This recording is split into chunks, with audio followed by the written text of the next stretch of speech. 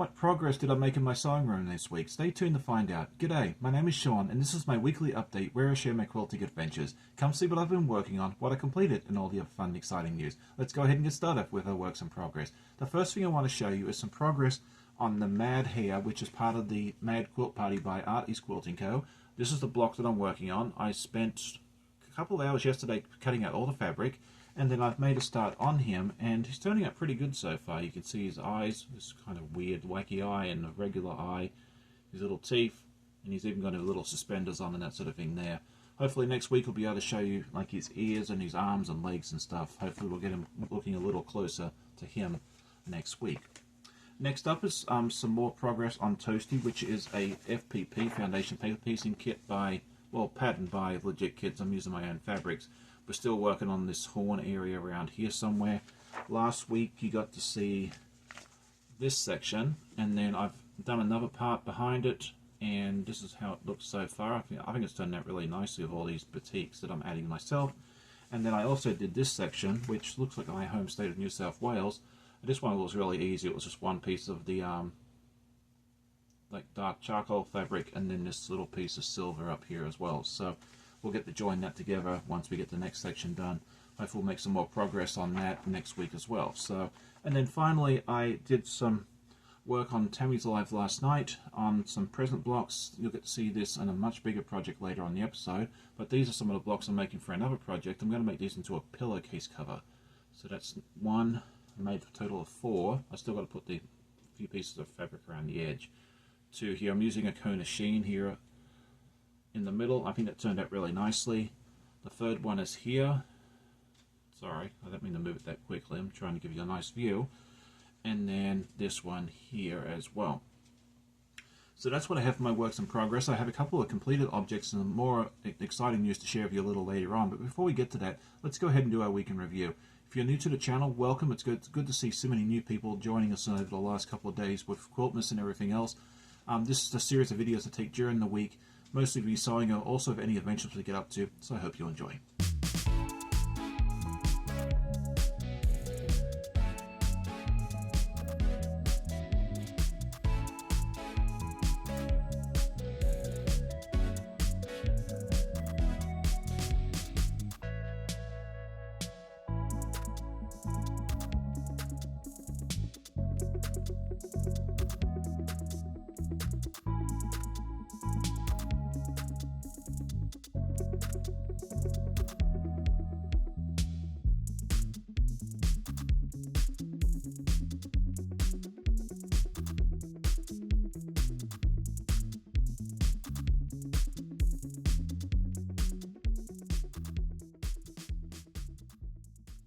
Last week I asked everybody if they pressed open seams or pressed to the dark side or a mixture of both. I loved reading all the responses, and it seems like the majority of you press to the dark side so you can nest your seams. Some of you press open like me, and also some of you do a mixture depending on what the fabric wants to do, and that's probably my go-to. I like to press open, but if the fabric's going to fight me too much, I've got better things to do with my time than fight too much, so if it wants to go to one side, I'm going to let it go.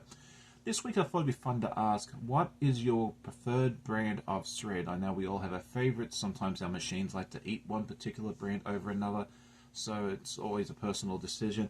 For me, I like using the Gutermann thread. That's kind of been my go-to. I used to buy this at Joann's when it was on sale. You know, you'd buy 2, get 2 free and that sort of thing there. I still have a little bit of a stockpile, thankfully. And then also I do use Aurifil on occasion as well. My machine's a little picky with this one on occasion. But yeah, I like both. I'd love to hear what your favorite brand of thread and why in the comments as well. So what are my goals for this week? Well, I think I'd like to get some more progress done on Toasty and some more progress done on the March here, and maybe do some other projects as well. Let me know what your goals are for this week. Next up is news and events, and we had quite an eventful week here at The Guy Who Sews. I had a few shorts come out. One of them was a short that I wanted to do to encourage you guys to vote for which colorway I'm going to do next for the next Puzzle Mystery Quilt by Cotton Cuts. I have a form over at Google Forms that you can fill out and put your vote in, but it did come to my attention that some of you cannot click the link if you're on a mobile device. So if that's the case, you can try and copy the link if you can, but if not, just put your colorway choice into the comments of that particular short and I'll count it that way as well. Speaking of the Puzzle Mystery Quilt, the sign-ups for the new one, Field of Dreamers, is open, and I would love it if you decide to join in on this, if you use my code, which is Sean Dream. I'll put it up here in the screen there for you as well, and if you use that, it helps me out. Just tells Cotton Cuts that I sent you across there, and you also get a free gift with your first monthly shipment as well there as well. Yes, not yesterday, Thursday, I don't know what day of the week it is. I put out my 12 Days of Quiltmas video. I showed off a wonderful quilt that it's going to be a giveaway to one of my lucky viewers. So definitely go check that out if you missed it. And then yesterday morning I had my friend Jamie from the Quilting Compound join me. It was really fun having her back because it's been a couple of years since we've had her on. And it was a lot of fun. So if you missed that, go check out those videos. And now I'm excited to be able to share with you not one but two completed objects. The first one is the December gnome that I showed you the quilting on last week. I went ahead and put some binding on it and a hanging sleeve. And so now it's going to be able to hang on my house. I'll show you a bit of a close-up of the quilting, which you may have seen last week, but I think this turned out really nice. And I used the candy cane binding because I had some of that left over from the other project that I'm going to show you in just a moment there as well. The other one I want to show you is the presents quilt that I showed off in the 12 Days of Quiltmas earlier this week. And assuming I didn't do it upside down, which I didn't, you'll be able to see it here fairly well. Did we have all four? No. That's okay. Trying to show it the best I can. We'll put a photo up in just a moment there as well. And then you can see the beautiful border here that I used with presents. The themeless presents, I think I nailed it pretty well. And then the backing fabric is this beautiful candy canes. It's a nice wide back fabric I bought from a local quilt shop. I saw it there about a month ago. Thankfully I still had it last weekend when I went to go buy it there as well. So let me know what you think of all the different projects in the comments. I love hearing comments from my viewers.